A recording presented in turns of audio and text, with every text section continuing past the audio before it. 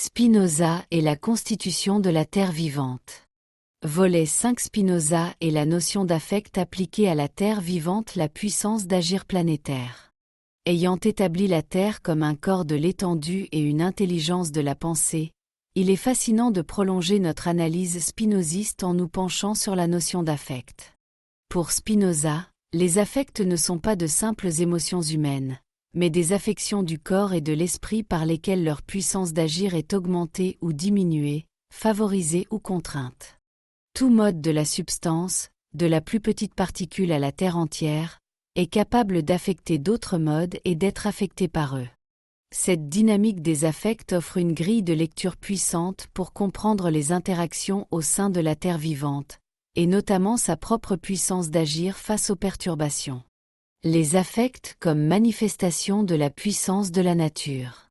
Dans l'éthique, Spinoza déploie une classification des affects en distinguant les passions, où nous sommes affectés par des causes extérieures, et notre puissance d'agir est diminuée où nous agissons sans en comprendre la cause, et les actions, où nous sommes la cause adéquate de nos affections, et notre puissance d'agir est augmentée.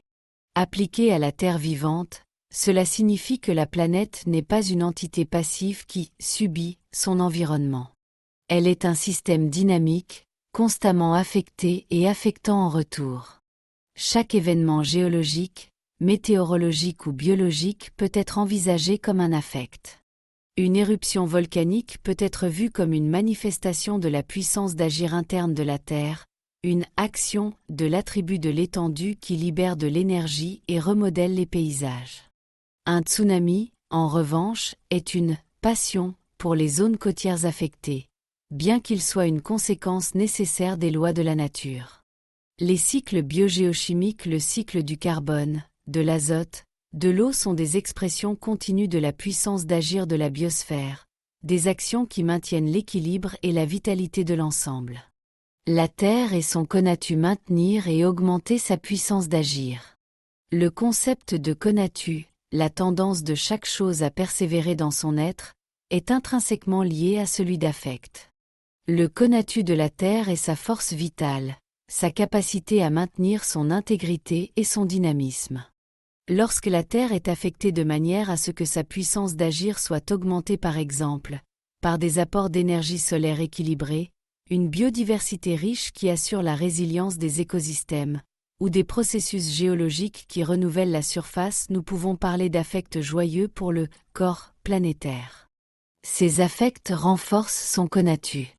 Inversement, lorsque la puissance d'agir de la Terre est diminuée par la déforestation massive, la pollution généralisée, le réchauffement climatique anthropique, la perte de biodiversité, ce sont des affects tristes. Ces affects freinent le connatu planétaire, menaçant sa capacité à persévérer dans son être. La crise écologique actuelle peut ainsi être interprétée comme un ensemble d'affections tristes que l'activité humaine impose au système Terre, le poussant vers un état où sa puissance d'agir est de plus en plus contrainte et déséquilibrée. Les affects des écosystèmes et la résilience planétaire. À l'échelle des écosystèmes, cette dynamique des affects est particulièrement visible.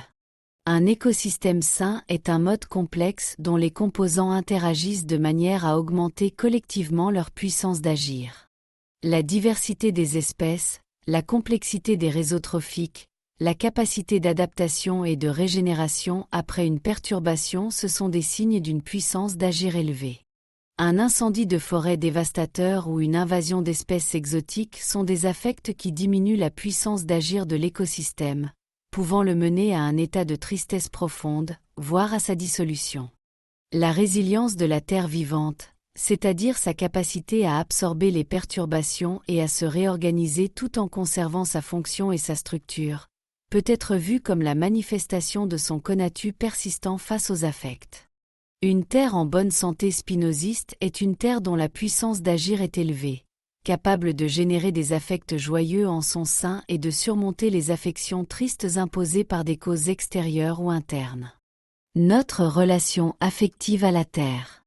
Enfin, la perspective spinoziste des affects nous pousse à reconsidérer notre propre relation à la Terre. Si nous nous comprenons comme des modes de la nature, alors nos affects sont intrinsèquement liés à la façon dont nous sommes affectés par le grand corps planétaire.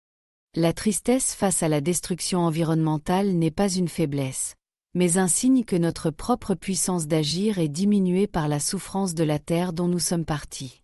Inversement, la joie que nous pouvons ressentir en contemplant la beauté de la nature ou en participant à sa régénération est une augmentation de notre puissance d'agir, nous rapprochant de l'amour intellectuel de Dieu, nature. Comprendre la Terre à travers ses affects, c'est reconnaître qu'elle est un système vivant qui réagit et exprime sa propre vitalité. C'est nous inviter à une écologie fondée non pas sur le devoir moral ou la seule rationalité froide, mais sur une connexion affective profonde et rationnellement comprise avec la puissance d'agir de la planète. Agir pour la Terre, c'est en fin de compte, agir pour nous-mêmes, en cherchant à augmenter la puissance d'agir de la nature, ce qui augmente inévitablement la nôtre et nous conduit à une plus grande liberté.